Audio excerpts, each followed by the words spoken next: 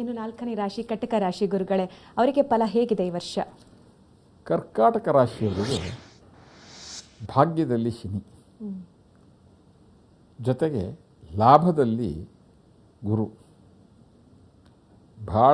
ಭಾಳ ಒಳ್ಳೆ ಯೋಗ ಇರ್ತಕ್ಕಂಥದ್ದು ಕರ್ಕಾಟಕ ರಾಶಿಯವರಿಗೆ.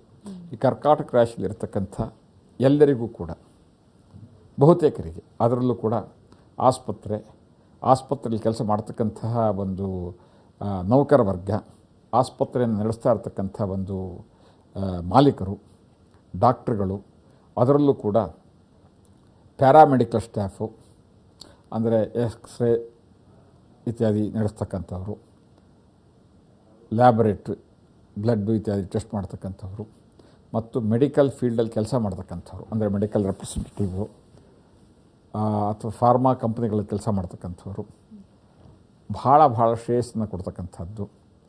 ಮತ್ತು R&Dಯಲ್ಲಿ ಕೆಲಸ ಮಾಡ್ತಾರೆ, ಎಲ್ಲ ಥರದ ರಿಸರ್ಚ್ ಆ್ಯಂಡ್ ಡೆವಲಪ್ಮೆಂಟ್ ವಿಂಗಲ್ಲಿ ಕೆಲಸ ಮಾಡ್ತಕ್ಕಂಥವ್ರು, ದೂರದ ದೇಶದಲ್ಲಿ ಅವರಿಗೆ ವಿಶೇಷವಾದ ಮಾನ್ಯತೆಯನ್ನು ಕೊಟ್ಟು ಕರೆಸ್ಕೊಂಡು ಅವರ ಒಂದು ಸಾಧನೆಯನ್ನು ಕೊಂಡಾಡ್ತಕ್ಕಂಥದ್ದು. ಪತ್ರಕರ್ತರು, ಪತ್ರಿಕೋದ್ಯಮಿಗಳು, ಅದರಲ್ಲೂ ಮುಖ್ಯವಾಗಿ TV ವರದಿಗಾರರು, TV ನಿರೂಪಿಕೆಯರು, ಜೊತೆಗೆ ಮುದ್ರಣ ಮಾಧ್ಯಮದಲ್ಲಿ ಕೆಲಸ ಮಾಡ್ತಕ್ಕಂತಹ ಜರ್ನಲಿಸ್ಟ್ಗಳು, ಪತ್ರಿಕೋದ್ಯಮಿಗಳು ಮತ್ತು ಪತ್ರಿಕೆಯ ಮಾಲೀಕರು, ಇವರೆಲ್ಲರೂ ಕೂಡ ಒಂದಿಷ್ಟು ತೃಪ್ತಿ ನೆಮ್ಮದಿಯನ್ನು ಕಾಣಬಹುದಾದಂಥ ವರ್ಷದಾಗಿದೆ.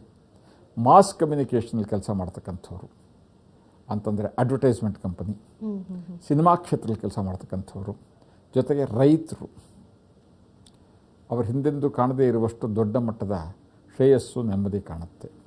ಇನ್ನು ಹೇಳಿದ್ರಿ ಗುರುಗಳೇ, ಕಟಕ ರಾಶಿಯವರು ತುಂಬ ಶ್ರೇಯಸ್ಸನ್ನು ಕಾಣ್ತಾರೆ ಅಂತ. ಸಣ್ಣ ಪುಟ್ಟ ಸಮಸ್ಯೆಗಳಾದ್ರೂ ಯಾವ ರೀತಿ ಪರಿಹಾರ ಮಾಡ್ಕೊಳ್ಬಹುದು ಅಂತ?